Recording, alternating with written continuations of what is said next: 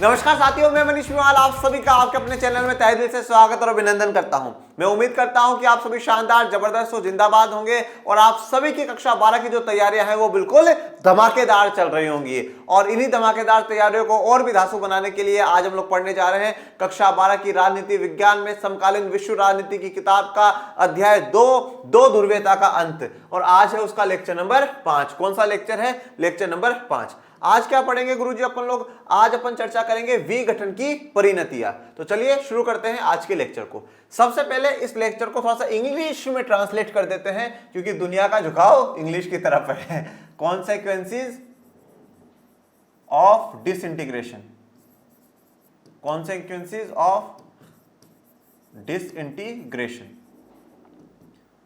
Okay, देखिए अभी तक हम लोगों ने क्या पढ़ा, थोड़ा सा वो रिवाइज कर ले क्योंकि रिवीजन बड़ा जरूरी है। अभी तक हम लोगों ने पहले लेक्चर में ये देखा था कि बर्लिन की दीवार क्यों गिराई गई, पहले उससे पहले तो क्यों बनाई गई वो जाना, फिर क्यों गिराई गई वो जाना। ये शीत युद्ध क्या था, शीत युद्ध कौन सी खेत की मूली थी और कौन से ठंडे मौसम में उगाई जा रही थी, ये भी हम लोगों ने जाना। इसमें कौन कौन से दो देशों में डिशुम डिशुम डिशुम डिशुम डिशुम चल रहा था वो भी जाना। ठीक है, उसके बाद हमने ये जाना कि डिशुम डिशुम डिशुम डिशुम डिशुम डिशुम होता है और उस डिशुम डिशुम वाले चैप्टर को क्या करा एनसीईआरटी ने, डिशुम कर करके बाहर कर दिया। इसलिए मैंने आपको लेक्चर 1 में थोड़ा सा समझा दिया। फिर हम लोगों ने लेक्चर 2 में ये पढ़ा कि जो सोवियत है इसकी क्या सिस्टम था, क्या प्रणाली थी, इनका कैसे पूरी व्यवस्था चला करती थी, वो अपन लोगों ने जाना। अब जब वो जान लिया तो फिर एंट्री हुई बिल्कुल एक हीरो की। ठीक है ना, अब हीरो थे या क्या थे वो पता नहीं, पर उनकी एंट्री हुई जिनका नाम था मिखाइल गोर्बेचोव। और मिखाइल गोर्बेचोव और सोवियत संघ के विघटन को जोड़ा गया। विघटन का अर्थ क्या होता है बच्चों? विघटन का अर्थ है मतलब टूट जाना, बिखर जाना। सोवियत संघ 15 राष्ट्रों से मिलकर करके बना हुआ था। 1991 में 1991 में आकर के सोवियत संघ जो 15 राष्ट्र है वो अलग अलग हो जाते हैं। इसलिए हम कहते हैं कि सोवियत संघ का विघटन हो गया, सोवियत संघ टूट गया। तो मिखाइल गोर्बेचोव के बारे में जाना और उन्होंने विघटन में क्या भूमिका निभाई वो भी जाना, उनके कुछ सुधारों की बात करी। फिर अगले लेक्चर में हम लोग जब आए तो हमने ये बात देखी कि क्या सिर्फ और सिर्फ गोर्बेचोव भैया के ही सुधारों के कारण विघटन हुआ या और भी कारण थे। तो हमने देखा कि जो सोवियत संघ का सिस्टम है वो अंदरूनी रूप से कमजोर हो चुका था, बिल्कुल कमजोर सिस्टम था, खड़े होने की हिम्मत ही नहीं बची, बहुत ज्यादा कमजोरी आ चुकी थी। डॉक्टर से दवाई दिलाने की जरूरत थी और वो डॉक्टर कौन बनकर के आए? मिखाइल गोर्बेचोव भैया बनकर के आए। और उसके बाद देखा कि लोगों की इच्छा पूरी नहीं हो रही थी, लोग संतुष्ट नहीं हो रहे थे, तो संतुष्ट नहीं हो रहे थे तो लोग चिल्ला रहे थे सरकार मुर्दाबाद मुर्दाबाद मुर्दाबाद। और जैसे मुर्दाबाद कर रहे थे तो सरकार उनको मुर्दा बना रही थी, चलो ये उसको मार दिया, उसको मार दिया, उसको मार दिया। फिर और लोगों को गुस्सा आया, फिर धीरे धीरे जो अलग अलग राष्ट्रों में राष्ट्रवाद का भाव उठा कि साहब हम इनके क्यों गुलामी से, हमें आजाद होना है, हमें आजाद होना है। संप्रभुता का भाव आया कि हम तो फ्री हैं, हम इनकी बात क्यों से। तो हमने ये चीज देखी कि गोर्बेचोव भैया अगर सुधार नहीं भी करते तो भी सोवियत संघ का तो विघटन पक्का था। तो फिर सोवियत संघ के विघटन के लिए गोर्बेचोव भैया को क्यों कहा जाता है, सब कुछ हमने देख लिया। परंतु अभी हमने ये देखा कि जो दुनिया की दूसरी सबसे बड़ी अर्थव्यवस्था थी जिसका नाम सोवियत संघ था, जिस देश में, जिस संघ में पिन से लेकर के कार तक सब कुछ बनता था, वो सोवियत संघ विघटन हो चुका था। जब इतनी बड़ी अर्थव्यवस्था, इतना बड़ा सिस्टम टूटता है तो वो कहीं ना कहीं तो पूरे विश्व पे प्रभाव डालता ही है। तो अब उसने क्या प्रभाव डाला, क्या बदलाव आए, क्या चेंजेस आए उसके विघटन के बाद, वह आज जानेंगे। ठीक है, तो 3-4 लेक्चरों की जो कहानी है अभी 5 मिनट में अपन ने समाप्त कर दी। ठीक है, तो अब आज ये जानना है कि जो विघटन हुआ, ये सोवियत संघ जो टूट गया, ठीक है ना, ये जो बिखर गया, ठीक है, ये जो कांच के टुकड़ों की तरह बिखर गया सोवियत संघ, उस कांच के टुकड़ों की क्या अहमियत रही, उस सोवियत संघ की क्या वैल्यू रही, क्या चेंजेस हमें देखने को मिले। तो आइए शुरुआत करते हैं। इससे मोटे तौर पर 3 प्रकार के दूरगामी परिवर्तन हुए। तो 3 परिवर्तन हुए, कौन कौन से? सबसे पहला शीत युद्ध की समाप्ति। भैया बहुत बढ़िया, मतलब 2 देशों के बीच में डिशुम डिशुम डिशुम डिशुम चल रहा है, एक हार जाता तो सीधे से बात है युद्ध तो खत्म होना ही था। चलिए दूसरा क्या है? राजनीति में शक्ति संबंध बदल गए। ये कौन से शक्ति संबंध है उनकी बात करेंगे। और फिर बात करेंगे नए देशों का उदय। ये कौन सा नए देश है जिनका उदय हुआ है। सबसे पहले बात कर लेते हैं शीत युद्ध की समाप्ति। किसकी बात कर रहे हैं? शीत युद्ध की समाप्ति। अब हम लोगों ने ये बात करी कि शीत युद्ध जो चला था वो 1945 से 1991 तक चला था। ओके, 1945 से 1991। 1991 क्यों कहते हैं अपन लोग? क्योंकि विघटन हो गया तो फिर वो खत्म होना था।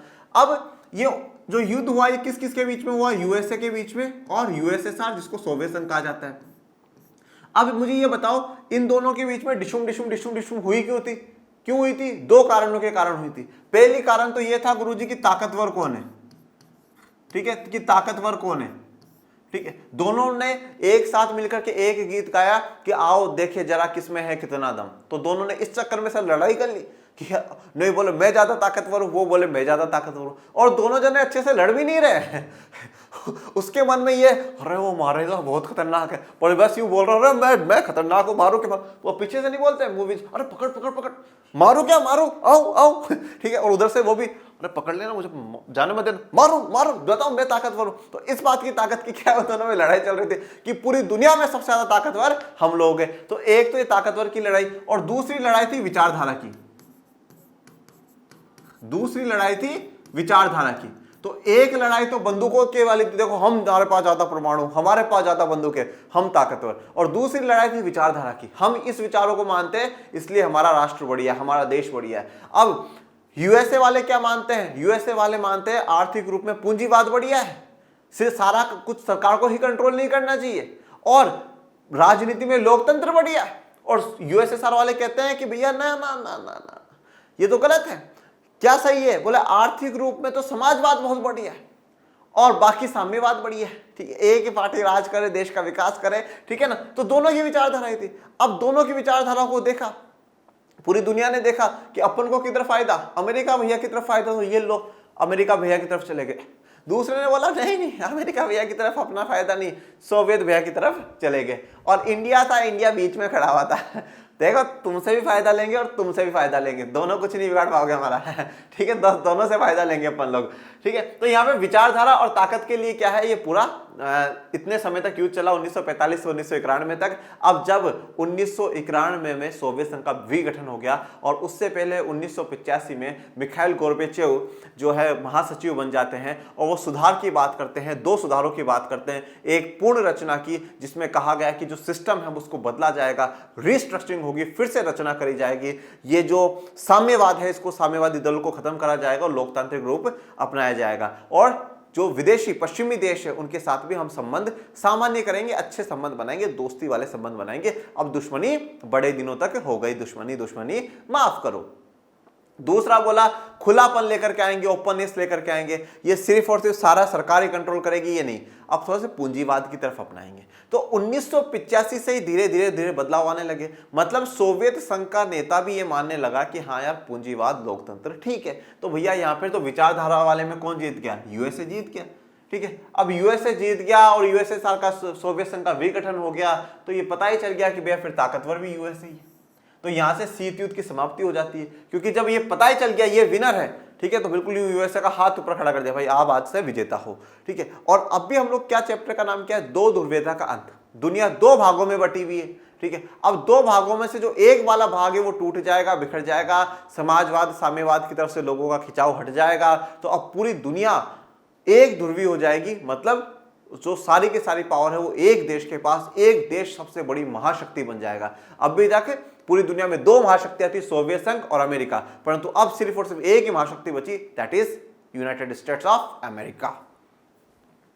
अव्वल तो दूसरी दुनिया के पतन का एक परिणाम शीत युद्ध के दौर के संघर्ष की समाप्ति में हुआ। तो पहला तो अगर हम लोग देखें तो दूसरी दुनिया का जो पतन है, दूसरी दुनिया कौन सी है, सोवियत संघ की दुनिया है। तो इसका क्या हो गया बेटा, पतन हो गया, ये गिर गई, इसका विघटन हो गया। तो इसका परिणाम क्या है कि शीत युद्ध के दौर के संघर्ष की समाप्ति हो गई। जो शीत युद्ध का जो दौर था, जो टाइम पीरियड था, उसकी समाप्ति हो गई। क्योंकि नहीं तो 1945 से लेकर के 91 तक सबको ऐसा लगता था, सुबह उठते थे लगता था यार आज लड़ लेंगे, आज लड़ लेंगे, फिर तीसरा विश्व युद्ध हो जाएगा, फिर लड़ लेंगे, फिर तीसरा विश्व युद्ध हो जाएगा। तो तीसरे विश्व युद्ध से तो दुनिया बची रही, ये एक अच्छी बात है। देखो आपको एक बात और बता देता हूं कि आप सभी को पता है कि 1914 से 1918 तक प्रथम विश्व युद्ध हुआ, ठीक है। अब इस प्रथम विश्व युद्ध बहुत खतरनाक हुआ था और इसको पहले विश्व युद्ध कहा जाता था, ठीक है ना। और इसके बाद क्या हुआ, 1919 में एक संगठन बनाया गया जिसका नाम था बच्चों लीग ऑफ नेशन। क्या नाम था, लीग ऑफ नेशन। इस संगठन को यह जिम्मेदारी दी गई कि भैया ऐसा जो खतरनाक युद्ध है ना, ये खतरनाक युद्ध वापस नहीं होना चाहिए, और अगर हो गया तो तुम्हारा जीवन खतरे में आ जाएगा।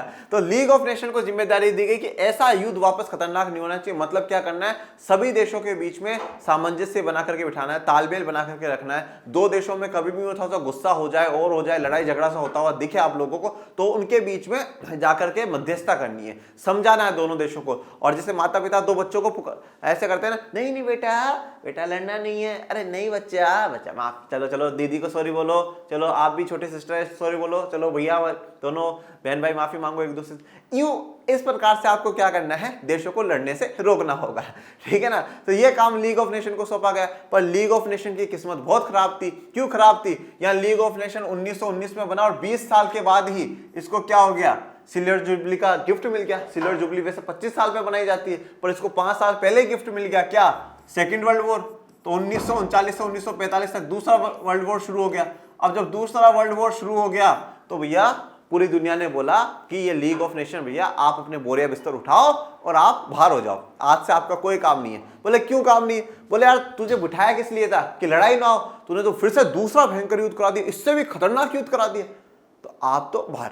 फिर इसके बाद 1945 में बनाया गया यूएनओ, जिसको हम संयुक्त राष्ट्र संघ कहते हैं या यूनाइटेड नेशन ऑर्गेनाइजेशन कहते हैं। इसके बारे में हम अंतरराष्ट्रीय संगठन वाले चैप्टर में पढ़ेंगे इसी किताब में। अब अंतरराष्ट्रीय संगठन का अर्थ क्या होता है वो भी जान लीजिए। राष्ट्रों से, देशों से मिलकर के जो संगठन बनता है, जो ग्रुप बनता है, उसको अंतरराष्ट्रीय संगठन कहा जाता है। अब यूनाइटेड नेशन ऑर्गेनाइजेशन क्या है? देशों से मिलकर के, उसमें आज दुनिया के लगभग सभी देश जुड़े हुए, 193 देश है, तो सभी देशों का एक मंच बन गया संयुक्त राष्ट्र संघ।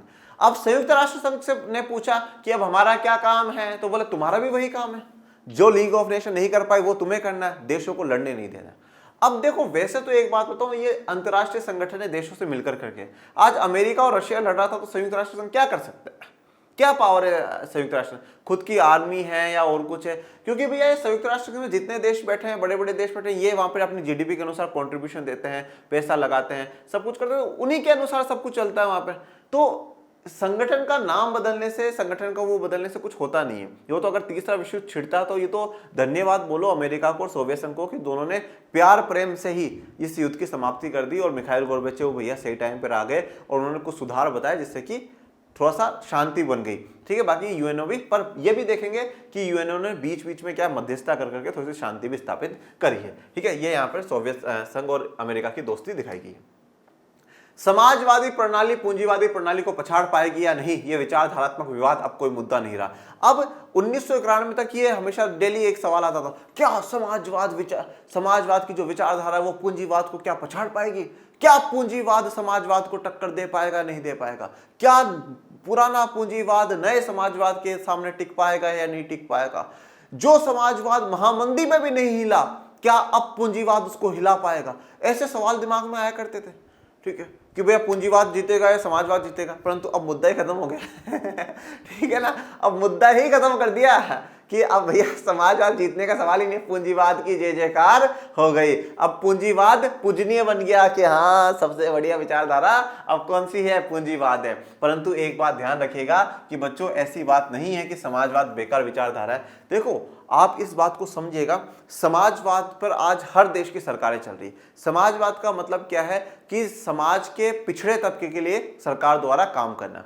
आज चाहे हमारी सरकार हो चाहे किसी भी देश की सरकार हो, सब ये काम कर रही है। हमारे देश में सरकारों को देख लो, दलितों के लिए, पिछड़ों के लिए, महिलाओं के लिए, लड़कियों के लिए, ग्रामीण क्षेत्रों में जो लोग रह रहे हैं उनके लिए, गरीबों के लिए सरकार अपनी तरफ से पूरा एफर्ट्स लगाती है। छात्रवृत्ति देती है, स्कॉलरशिप देती है, लड़कियों को साइकिल बांटती है, सरकारी स्कूलों में बच्चों को मिड डे मील खिलाती है। ये क्या है कि समाज के पिछड़े तबके को बराबर में लाने की कोशिशें जारी है सरकार की। तो समाजवाद कहीं ना कहीं आज हर देश की सरकारों के अंदर कहीं ना कहीं एंटर हो चुका है। तो आप ये मत कहिए कि समाजवाद बिल्कुल ही बर्बाद है। तो अब पर पूंजीवाद का थोड़ा सा मिश्रण, पूंजीवाद और समाजवाद दोनों थोड़े से मिल चुके हैं और वो मिश्रित अर्थव्यवस्था के रूप में अभी पूरी दुनिया में देखने को मिलते हैं, ठीक है। अपन को किसी एक विचारधारा का ऐसे नहीं है कि झंडा पकड़ लिया और नहीं साहब यही विचारधारा बढ़िया, ऐसा नहीं। अपन पॉलिटिकल के टीचर हैं और पॉलिटिकल के आप स्टूडेंट हैं, तो एक न्यूट्रल, ठीक है, हमेशा, ठीक है, नेहरू जी वाली नीति अपनानी है, गुट निरपेक्षता, ठीक है ना, ना इस विचारधारा की तरफ ना इस विचारधारा की तरफ, दोनों ठीक है ओके।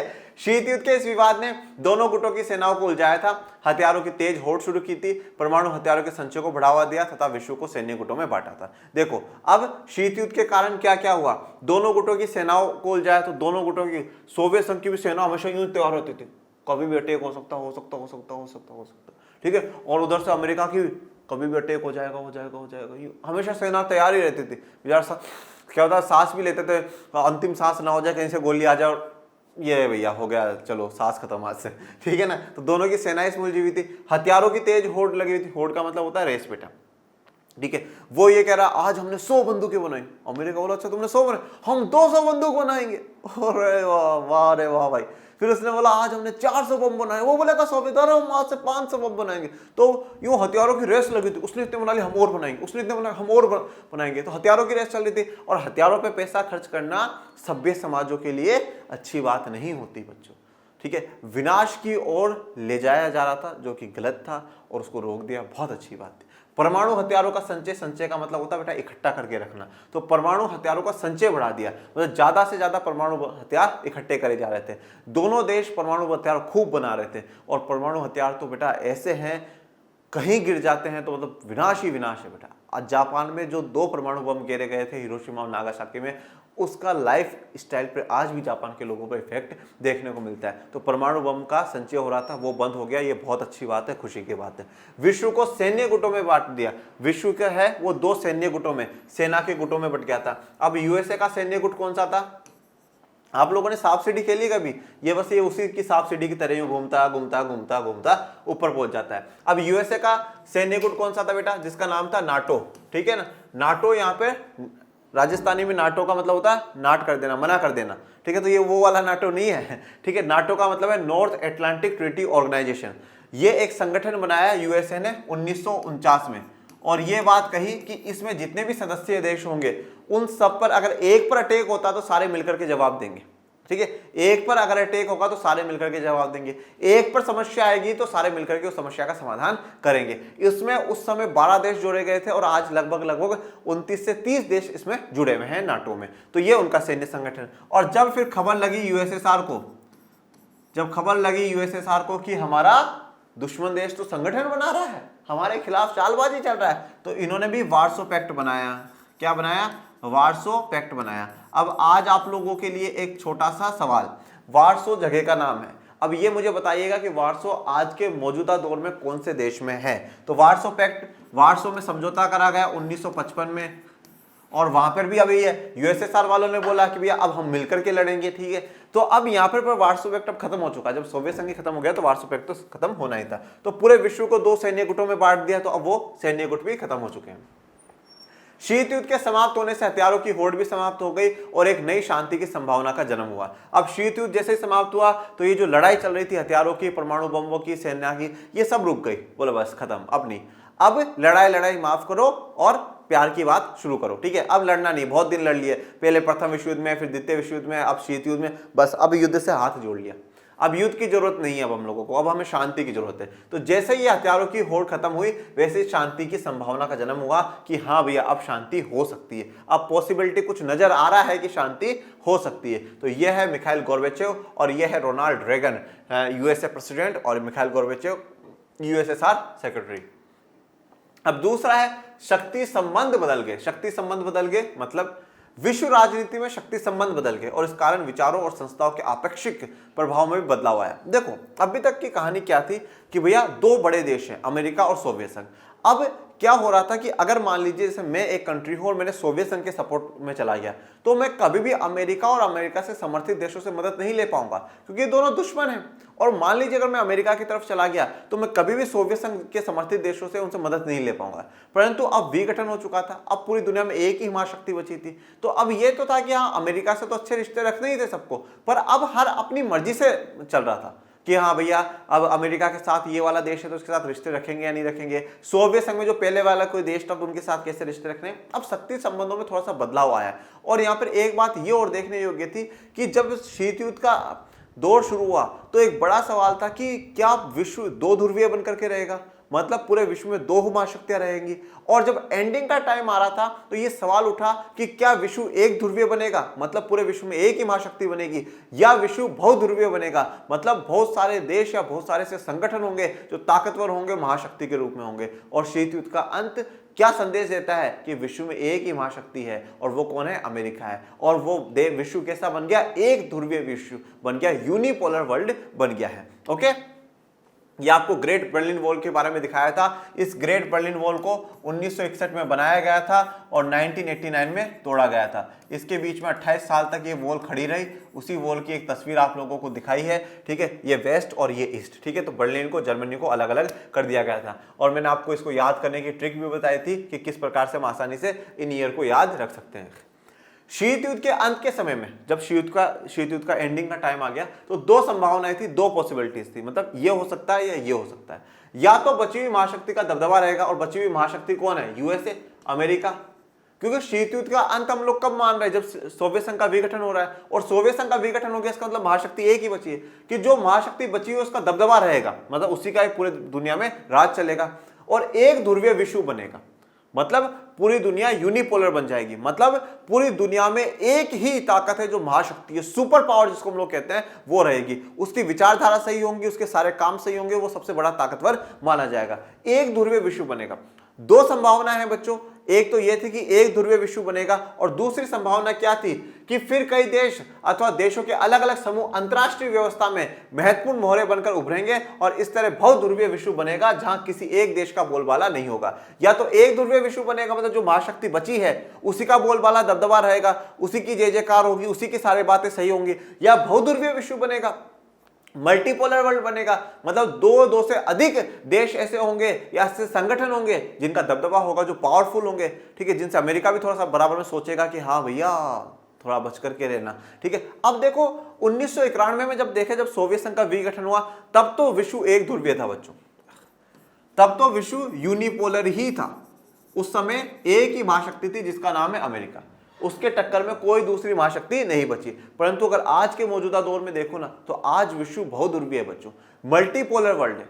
आज बहुत सारी महाशक्तियां हैं, जैसे कि आप देखो अमेरिका तो है ही, रशिया भी कमजोर नहीं है, जापान है, चाइना बराबर की टक्कर दे रहा है, इंडिया है, ठीक है, ब्राजील देखिए, ठीक है, इजराइल देखिए। अब बहुत से देश धीरे धीरे क्या काफी ताकतवर होते जा रहे हैं जो अमेरिका को टक्कर दे सकते हैं। तो महाशक्ति अब बहुध्रुवीय, अब ऐसा नहीं है कि अमेरिका जो बोल दे वो सही नहीं, अब अमेरिका इतना पावरफुल नहीं है, अब बहुत ध्रुवीय वाला है। परंतु हम 91 के बाद की बात करते हैं, तो यह हुआ कि अमेरिका अकेली महाशक्ति बन बैठा। तो अमेरिका अकेला क्या हो गया? महाशक्ति बन गया, सुपर पावर बन गया।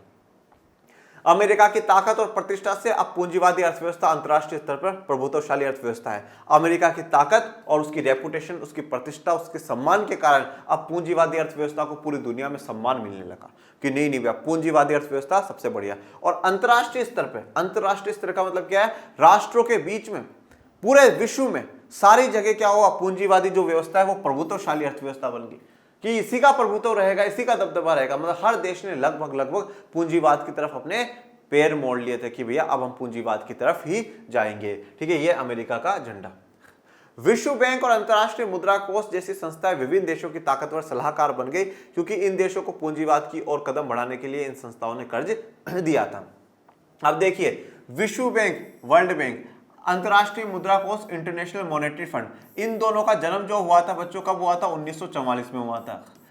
1944 में हुआ। कहां पर हुआ? ब्रेटन वुड्स एक जगह है अमेरिका में ही, वहां पर जन्म हुआ। और स्पेशल बात इन दोनों संगठनों के लिए है कि इनको जुड़वा संतान कहा जाता है। क्या कहा जाता है? जुड़वा संतान कहा जाता है। जुड़वा बच्चे देखे ना आप लोगों ने, बिल्कुल सेम सेम सेम सेम। तो एक तो इन दोनों का जन्म एक साथ हुआ वो बात, और दूसरा इन दोनों का काम पैसों से ही जुड़ा हुआ था, तो इसलिए इनको जुड़वा संतान कहा जाता है कि ब्रेटन वुड्स की जुड़वा संतान है, मतलब वहां पर इनका जन्म हुआ था, इसलिए इनको जुड़वा संतान कहा जाती है। विश्व बैंक और अंतरराष्ट्रीय मुद्रा कोष बनाए गए। ये विश्व बैंक और अंतरराष्ट्रीय मुद्रा कोष क्यों बनाए गए? विश्व बैंक तो इसलिए बनाया गया कि भैया अब 1944 में बनाया जा रहा है, द्वितीय विश्व युद्ध के खत्म के आसपास है, तो इसलिए बनाया गया कि भैया जो विश्व बैंक है वो इसलिए बनाया गया कि इतना हमने नुकसान कर लिया, हर देश का नुकसान हुआ है, तो अब वापस से तो खड़ा करना पड़ेगा देशों को, ऐसे हमेशा कब तक लड़ते रहेंगे। तो जो विश्व बैंक को ये काम सौंपा गया कि आप इन देशों को पैसा दे, फंडिंग दे, और आप इनको वापस खड़ा करने में मदद करें। अंतरराष्ट्रीय मुद्रा कोष का भी जनरली यही काम था, पर उसका डेवलपमेंट से हट करके और काम थे, ठीक है। तो ये दोनों संस्थाएं क्या है? अब अलग अलग देशों की ताकतवर सलाहकार बन गई। सलाहकार का मतलब क्या होता है? सलाह देने वाले, एडवाइस जो देने वाली है, वो संस्थाएं बन चुकी थी। और ये दोनों संस्थाएं क्या करती थी? अब अलग अलग देशों को सलाह देती थी, एडवाइस देती थी। और क्या एडवाइस देती थी? आप पूंजीवाद को अपनाओ। अब पूंजीवाद में क्या क्या करना होता है बेटा? पूंजीवाद में आप अपने मार्केट को खोल दीजिए, आप ऐसा नहीं कि नहीं साहब बस हमारे ही देश के जो उत्पादक हैं वही उत्पादन करेंगे, हमारे देश के लोगों के अलावा कोई उत्पादन नहीं करेगा, हम किसी देश का आयात नहीं करेंगे, बाहर से सामान नहीं मंगवाएंगे, ऐसा नहीं। आप बाहर से कंपनियों को आने दो, वो यहाँ पे पैसा लगाना चाहती है, इन्वेस्टमेंट करना चाहती है, करने दो। यहाँ के उत्पादक आगे बढ़ना चाहते हैं, बढ़ने दो। आप अपना सामान बेचना चाहते हो दूसरे देशों में बेचो और आप अपना सामान मंगवाओ भी। इसी प्रकार से व्यापार को रखिए। तो वहां पे पूंजीवाद को फैलाने में इन विश्व बैंकों का और अंतर्राष्ट्रीय मुद्रा कोष का एक बड़ा इंपॉर्टेंट रोल है। मैं कभी भी ये नहीं कहता हूं कि दोनों संस्थाएं खराब है, दोनों संस्थाओं ने खूब अच्छे स्तर पर काम करा है, परंतु इन दोनों संस्थाओं का या अंतर्राष्ट्रीय स्तर पर जितनी भी संस्थाएं, हमेशा ध्यान रखना उनमें विकसित देशों का दबदबा है बच्चों, उनमें अमेरिका का इनका काफी पावर है, उन्हीं के हिसाब से नीतियां बनती है और ये उन्हीं के हिसाब से काम करते हैं। और कभी कभार इनका थोड़ा सा भेदभाव वाला रवैया भी हमें देखने को मिलता है। जो विकासशील देश हैं, अफ्रीका और एशिया के जो पिछड़े हुए देश हैं, ठीक है, या जो देश अभी धीरे धीरे आगे बढ़ रहे हैं, ये उन देशों को क्या कहते हैं कि आप अमेरिका का सामान खरीदिएगा, आप वहां का सामान खरीदेगा, आप यूरोपियन कंट्रीज का सामान खरीदिएगा। पर जब यह विकासशील देश अपने देश में कोई सामान बनाते हैं और दूसरे देशों में बेचने के लिए ले जाते हैं, तो वो बड़े देश कहते हैं ना ना ना ना ना, ये सामान मत बेचो, हम नहीं खरीदेंगे, हम नहीं खरीदेंगे। तब विश्व बैंक और व्यापार, ये अंतर्राष्ट्रीय मुद्रा कोष, व्यापार संगठन कोई कुछ नहीं करता बेटा, तब कोई कुछ नहीं करता। पर अगर विकासशील देश मना कर दे कि हम नहीं खरीदेंगे विकसित देश का, तो बोलेंगे नहीं आप तो नियमों का उल्लंघन कर रहे हैं, ये वो, तो थोड़ा सा गलत है। पर बाकी मतलब आप मान लीजिए 80% तो बहुत अच्छा काम ये कर रहे हैं। राजनीतिक रूप से उदारवादी लोकतांत्रिक राजनीतिक जीवन को सूत्रबद्ध करने की सर्वश्रेष्ठ धारणा के रूप में उभरा है। अब राजनीतिक रूप में देखें तो ये तो आर्थिक रूप में हो गया कि पूंजीवाद बेस्ट है साम्यवाद की तुलना में और समाजवाद की तुलना में, और राजनीतिक रूप में उदारवाद लोकतंत्र ये सबसे बेस्ट है। लोकतंत्र बेस्ट है और बेस्ट लोकतंत्र में भी उदारवाद, लिबरल होना चाहिए, कठोरता नहीं होनी चाहिए, इस प्रकार की किसी भी प्रकार की कोई कठोरता नहीं, लोकतंत्र बेस्ट है। अब बात करते हैं नए देशों का उदय। इन सभी देशों की स्वतंत्र पहचान और पसंद है। तो ये जितने भी जो देश है, सोवियत संघ से विघटन उनका हुआ है, अब उनकी क्या है, खुद की एक स्वतंत्र पहचान है, खुद की एक आइडियोलॉजी है और खुद की एक पसंद है। और ये जो पहचान है, स्वतंत्र पहचान, ये क्या है, संप्रभुता है। अब आप चाहो जैसा कर सकते हो, आप चाहो जिनके साथ संबंध रख सकते हो, आप चाहो जिन विचारधारा को अपनाना चाहो उन विचारधाराओं को अपना सकते हो। इनमें से कुछ देश, खासकर बाल्टिक और पूर्वी यूरोप के देश, यूरोपीय संघ से जुड़ना और उत्तर अटलांटिक संधि संगठन नाटो का हिस्सा बनना चाहते थे। देखिए यूरोपीय संघ क्या है बच्चों, इसको समझिएगा। यूरोपीय संघ या इसको ईयू कहा जाता है, यूरोपियन यूनियन। ये यूरोपियन यूनियन क्या है कि 1945 में द्वितीय विश्व युद्ध खत्म हो गया, और द्वितीय विश्व युद्ध जब भी खत्म हुआ वैसे ही इन यूरोप के देशों ने एक साथ बैठ करके, यूरोप के देश मतलब जो यूरोप महाद्वीप में आते हैं, उन देशों ने बैठ करके सोचा अपन कब तक लड़ते रहेंगे, अपन एक दूसरे से लड़ रहे हैं, अब अपन को वापस क्या है, अपने देशों का विकास करना है, लड़ाई को खत्म करना है और एक मजबूत देश बनाना है। अब मजबूत देश बनाने के लिए पैसा चाहिए था, तो पैसे के लिए बोला यार पैसा कहां से आएगा, तो उस समय अमेरिका बड़ा पावरफुल था। अमेरिका ने एक मार्शल प्लान जारी करा और उस मार्शल प्लान के तहत उनको पैसा दिया। ये अपन अंतर्राष्ट्रीय संगठन वाले में पढ़ेंगे कि मार्शल प्लान क्या था क्या नहीं था। उस मार्शल प्लान के तहत इन यूरोपियन देशों को क्या करी, मदद दी, और फिर धीरे धीरे कुछ अलग अलग प्रकार के संगठन बनते गए और फाइनली 1991 में 1991 में आकर के 1991 या 92 में आकर करके ये संगठन यूरोपियन यूनियन का नाम ले लेता है, यूरोपियन यूनियन में रूप ले लेता है। आज यूरोपियन देश में करीबन 26 देश इसमें हैं और इसमें बड़ी बड़ी शक्तियां हैं, जैसे कि फ्रांस इसका भाग है, ठीक है, पहले ब्रिटेन था पर ब्रिटेन 2016 में बाहर हो गया है, ठीक है, ब्रिटेन 2016 में बाहर हो गया। यूरोपियन संघ का आप इतना दबदबा मानिए कि इनकी यूरोप में एक बहुत बड़ी ताकत है। सारे देशों ने मिलकर के, यूरोप के ज्यादातर देशों ने मिलकर के क्या फैसला लिया कि भैया अपन लोग क्या करेंगे, अपने देशों में मुक्त व्यापार होगा। मान लीजिए फ्रांस में कुछ बन रहा है, स्वीडन में कुछ बेचना चाहता, बेचो, किसी प्रकार की कोई रोक टोक नहीं होगी, मना नहीं करेंगे। यहां तक कि इनकी बहुत करेंसी एक करी गई, काफी अपने नियम कानून कायदे एक कर रहे हैं, ठीक है, ये अपना एक संविधान भी बनाना चाहते हैं पर उसमें सफल नहीं हो पा रहे हैं। तो यूरोपियन संघ एक बहुत गजब का एग्जाम्पल है, इसकी अमेरिका की मदद से काफी खड़ा हुआ और फिर ज्यादातर जो इसके देश है वो पश्चिमी गठबंधन में ही थे।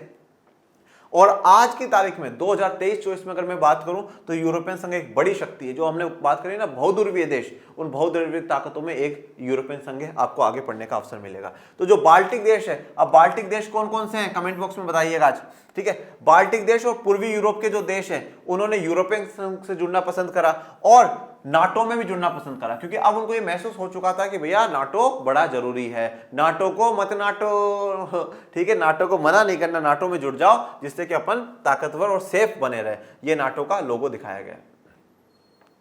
मध्य एशियाई देश अपनी विशिष्ट भौगोलिक स्थिति का फायदा उठाना चाहते थे। और जो मध्य एशियाई देश है, मध्य एशियाई देश कौन से? कार कंट्रीज, ठीक है, जो कार कंट्रीज है, कार देश है, उनकी बात यहाँ पर हो रही है। और उसमें कौन कौन से हैं बच्चों? उसमें कजाकिस्तान, तुर्कमेनिस्तान, उज्बेकिस्तान, ठीक है, ये जो 5 देश आते हैं, पांचों के नाम आपको पता होने चाहिए। वो 5 जो देश हैं, वो 5 देश आते हैं। अब इन मध्य एशियाई देशों की विशिष्ट भौगोलिक स्थिति है, उनकी जो भौगोलिक ज्योग्राफिकल जो कंडीशन है, ज्योग्राफिकल स्थिति है, वो गजब की है। और उसी स्थिति का फायदा उठाना चाहते थे कि साहब हमारी लोकेशन बढ़िया है, तो उस लोकेशन का फायदा उठाओ। कैसे उठाते हैं देखो। इन देशों ने रूस के साथ अपने मजबूत रिश्ते को जारी रखा और पश्चिमी देशों अमेरिका, चीन तथा अन्य देशों के साथ भी संबंध बनाए। अब इन देशों ने रूस के साथ तो अच्छे संबंध रखे ही, क्योंकि रूस ने इनके चक्कर में तो CIS बनाया था, ठीक है ना।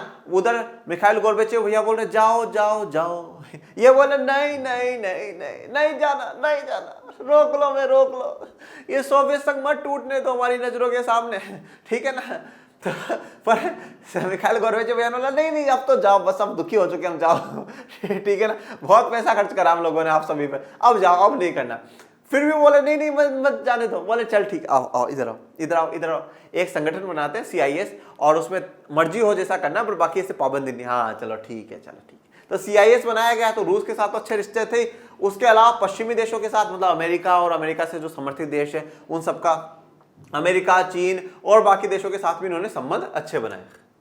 हर एक के हित, पहचान और आर्थिक राजनीतिक समस्या अलग अलग थी। तो चाहे मध्य एशियाई देश हो, चाहे कोई सा भी देश हो, सभी देशों के अपने हित थे, मतलब उनके कुछ इंटरेस्ट थे, ठीक है। कोई चाहता था कि नहीं साहब मेरा ये फायदा पूरा हो जाए, मेरा ये फायदा पूरा हो जाए, मेरा ये फायदा हो जाए।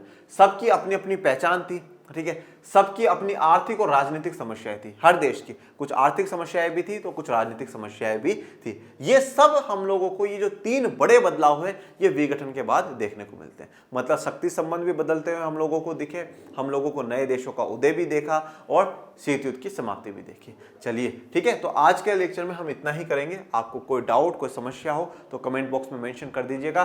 और बाकी मेरे प्यारे विद्यार्थियों, आज का लेक्चर कैसा लगा इसके बारे में जरूर बताइएगा, जिससे कि हमें मोटिवेशन मिले और हम ज़्यादा से ज़्यादा और बेहतर से बेहतर काम आप लोगों के लिए कर सके। बाकी पढ़ते रहिए और इस चैनल को आगे बढ़ाते भी रहिए। इसका नाम ही लर्न एंड शेयर आर्ट्स है, तो ज़्यादा से ज़्यादा जो आर्ट है, जो कला है, उसको फैलाइए, दूर तक फैलाइए। आप पहले खुद लीजिए, फिर लोगों तक फैलाइए, फिर लीजिए, फिर लोगों तक फैलाइए। ओके, और डिस्क्रिप्शन में टेलीग्राम चैनल का भी आपको लिंक दे रखा है, तो प्लीज़ बच्चों उसको भी ज्वाइन कर लीजिए, जिससे आपको जानकारी मिल जाए कि हम कौन सा चैप्टर पढ़ेंगे, कौन सी चीज़ कब आ रही है, कब नहीं आ रही है। तो ये करिए और पढ़ते रहिए, आगे बढ़ते रहिए। मिलेंगे नेक्स्ट लेक्चर में, तब तक के लिए थैंक यू सो मच। जय हिंद, जय भारत।